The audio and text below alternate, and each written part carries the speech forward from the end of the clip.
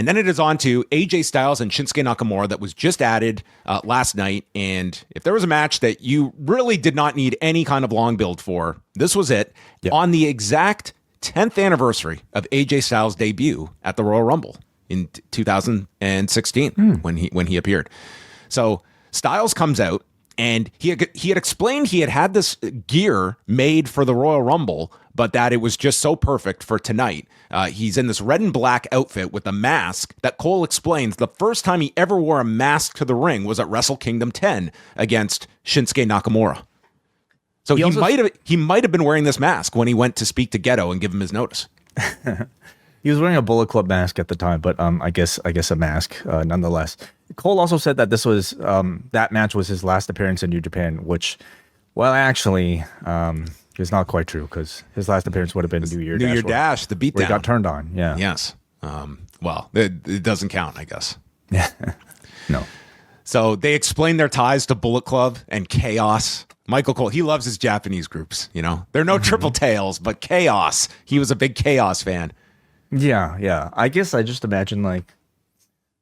So I feel safe in saying that I don't think Cole has actively watched these matches, but I know he studies notes that are given to him from his researchers, right? Did you catch when he referred to the IWGP last night?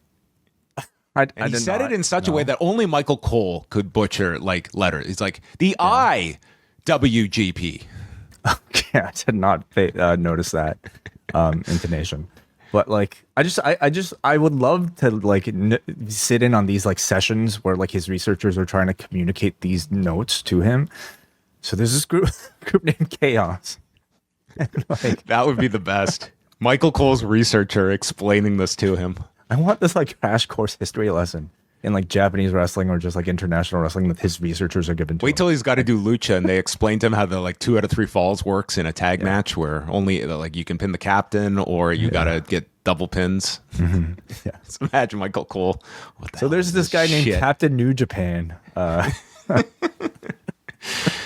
So there's dueling chants at the beginning. I mean, there is a buzz when the bell rings. Like they look at this, it is remarkable that this feud has remained special to this audience because I will say this feud has not been special in WWE, but it's the legend of this Wrestle Kingdom match that is over 10 years old that has persevered. And this crowd, and listen, to their credit, this might have been Nakamura's best match in years that we're about to discuss. But just even on that, what percentage do you think of the WWE audience would have even seen the match? They've seen AJ's Instagram where he's fist bumping him, and they know they wrestled in Japan, and that's enough. Okay, they've seen TikToks of it. Like I would venture to guess, like less than 5%. You know, maybe that might even be generous in this arena or the WWE audience at large, but maybe extending to maybe a bit more than that, like because it's Montreal, but like. But the legend of the match is even greater than probably the reality of it is itself, right? And it's almost like they've done a perfectly fine job just like building this up. Like even like AJ's history in Japan, he just like Japan might as well be like parts unknown, right? Like it's just like this sort of mythical place where like this guy like really built his name and did really well and, you know, kind of like garnered critical acclaim. And this match from Wrestle Kingdom 10, even if you didn't watch it, you make up in your mind that it was just this like magical, you know, experience for a lot of people, which maybe for some it was. Like he's in New Japan for not even 2 years. It's a very short time, but it was very impactful for AJ's career. Like it was very beneficial. He had that as opposed to TNA, and like he did not have the same level. It was leaving TNA that was a godsend for him, and the New Japan run, I think, it greatly upped his stock. Yeah. On that note, Cole did make mention of Dan Engler being the ref for this, citing how he had refed a lot of AJ's matches over the past decade. And I had no idea he was Rudy Charles in TNA. Oh, yeah. Yeah. I had no idea. He's been here a long time. Yeah. Yeah, he has. So Nakamura early on catches the invisible bullet shot by AJ. Yeah. Did not eat it this time. He didn't eat it. No, he learned that's bad. It's like 10 years bad luck if you eat a bullet. Nakamura drives. So that was a callback to the match. To the Wrestle Kingdom match, yeah. And the announcers noted it too. He's driving his knees into AJ while he's grounded and teases the Kinshasa really early, but gets struck in the knee, and that is what AJ is targeting throughout the match. Dragon screws, goes for the calf crusher, and then he goes back to the calf crusher into the center. Nakamura counters to an armbar, then a triangle, and Styles tries to stand up into the Styles clash, and Nakamura escapes, and they do the Nakamura Sakuraba spot that I love every time. Nakamura shoots in right into a knee, and this looked great. And yeah, I immediately thought about the Sakuraba match, but like it's a spot that I has he done in the WWE? Because it's hard for me to recall it, at least like maybe not as impactful as how it looked here. It was perfectly timed here.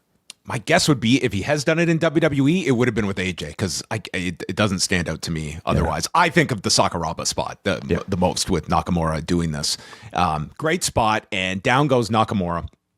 He gets hit with a Pele kick, but then Nakamura hits him with a Kinshasa from behind. They go down. This crowd, it was a great crowd that they had in Montreal, and they were totally into this. He sets up for the Kinshasa, and Nakamura's knee gives out. So Styles delivers his own Kinshasa, tries for the phenomenal forearm, but Nakamura catches him on the shoulders for a landslide and a 2 count. Styles is down on his knees, blocks. And this is how I feel like you can tell like Cole is only reading notes, not necessarily like an active viewer, because to him this was that driver. That driver. Yeah. So Styles is on his knees. The Kinshasa is blocked. Styles clash gets stopped, and then Nakamura lands a knee. Both go down again, and then AJ snaps the knee over the top rope into the phenomenal forearm and Styles clash to win the match. And they're on their knees. And they said, "How about it, Shinsuke? One more fisting." And they fist bump right there in the center. And it was Wrestle Kingdom 10 brought to the Bell Center by Tourism Montreal, and Styles bows to Nakamura. They hug.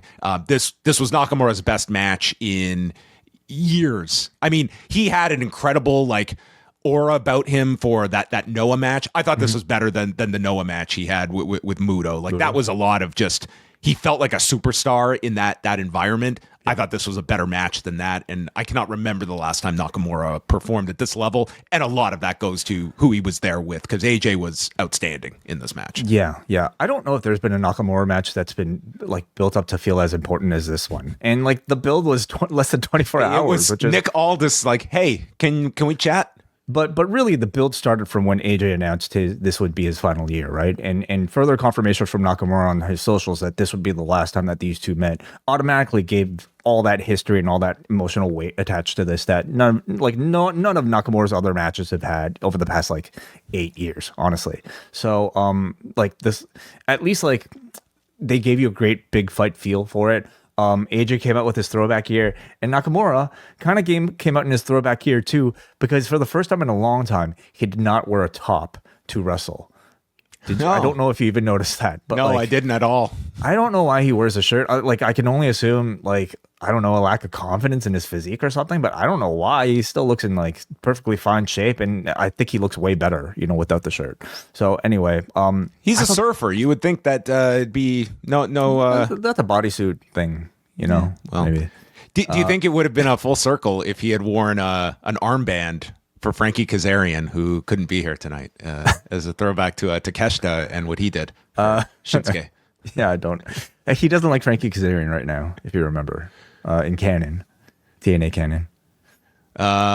He told Santana to beat Kaz. No, I was saying Nakamura would wear the armband for Kazarian not being here to be his opponent. Okay.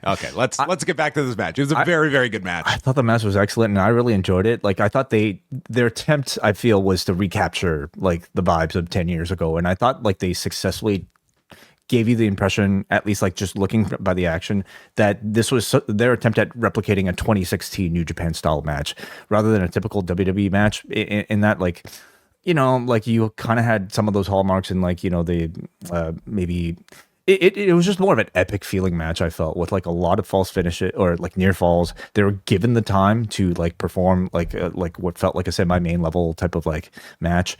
But of course, like the body ages, and this being 10 years later, especially in the case of Nakamura, I think he was Yeah, fried. what if you had come in cold and I was going to tell you one of these guys is about to retire? Be like, oh man, I'm glad Nakamura got this on the way out. No, this is like I look at AJ, I'm like, this guy could go another few years and I would not have any concerns about him at all working at a high level. This guy is like, he is still like, he cannot do the same athletic stuff he could have of like 15, 20 years ago. But in some ways, I mean, my God, is this guy just something to watch. And this guy is by no means at his expiration. Well, I think AJ like has a certain standard for himself that, I mean, he seems to indicate is part of the reason why he wants to retire now, because he can't hold himself up to that. Whereas I feel like Nakamura kind of came here because he didn't have to live up to that standard. You know what I mean? He's like, I'm going to come in, I'm going to face Sami Zayn, and I'm going to coast off that one. Yeah. And then maybe in a decade, I'll make them remember. But you can tell Nakamura was really putting in the effort here, to try to turn back the clock. And I thought, like, again, this match was crafted to feel like that Wrestle Kingdom type of match without any bullshit like the low blows. If you remember, like most of that was their whole program in 2018. Yeah. Like they had the disappointing WrestleMania match. Then they fought in Saudi Arabia. I recall them doing, I think it was a last man standing match that was probably the best of the bunch they had, but it was generally like that was the big match at WrestleMania that everyone was looking forward to. And it just was, there's something to be said about having a whole WrestleMania buildup and this having no buildup. And I think this one will stand well above the Mania match. This is the goodbye match, which again, like has a bit more realism attached to it. But yes, I know what you mean. I thought like I really enjoyed this at home. And while I would definitely agree that the audience seemed to appreciate it and give them even a standing ovation by the end, I felt like this match, though, like in my opinion, was probably crafted to elicit a louder reaction at moments in the match. Like it's not to say the crowd didn't enjoy it, because I thought they did, but maybe in my mind I'm just kind of comparing it to like what a Wrestle Kingdom vibe would be, or like if this match took place in like a Ring of Honor, like back then, or maybe even an AEW crowd. I wonder if like they would have given this a similar reaction to maybe what they would end up giving the Sami Zayn match or even the tag team match, or prior to this. So that to me was just maybe a little bit, off the mark. But I mean, otherwise, I thought there were some really great spots here, including that charge, that Sakuraba spot with Nakamura charging into AJ's knee. AJ's knee. AJ's knee. Yeah. Oh. I don't know if you just like skipped over because it was so poorly done, but Nakamura did attempt a sling blade in this match. Oh, it was really bad. It was an awful sling blade that was very reminiscent of what was it? The Harley Cameron one we just saw. Maybe that was his tribute. To Harley Cameron's might have been better than Harley's might have been better here. Yeah, there was a brutal sling blade here. I don't get why that is such a. It's not. It's a move that like. It looks like a basic one, and I've never attempted a sling blade, John, so I can't say how basic. But if I were to give you a task of like pulling off 5 moves, and next time I see you, blade was one of them. Next time I see you, I need you to try to give me a sling blade, and we'll record it and we'll judge how difficult it is. We'll try that. He's also like tall and lanky. That might kind of have some effect. But that was a part of a whole, like I would say, like the lone Tanahashi referencing sequence of it all, where he tried to do a dragon suplex and then resulted in the sling blade instead, which like the crowd did not react to at all. Like this crowd did not really sort of like sense it. But I mean that was a make or break here. But I overall really enjoyed it. I thought it was one of Nakamura's best ever matches in the WWE. January is your month to beat the price increase at the Post Wrestling Cafe. Before our regular tier jumps to $8, you have a chance to lock in the old existing price for all of 2026, but you've got to do it before February 1st. Also this month, we kick off our WWE Unreal Season 2 reviews with weekly releases covering each and every episode. We'll also be looking back at the Okada-Tanahashi feud dating back to 2012 with some of their most famous matches. Plus, Chris Jericho's A Lion's Tale will be the subject of this month's book club. All that and more is yours at postwrestlingcafe.com.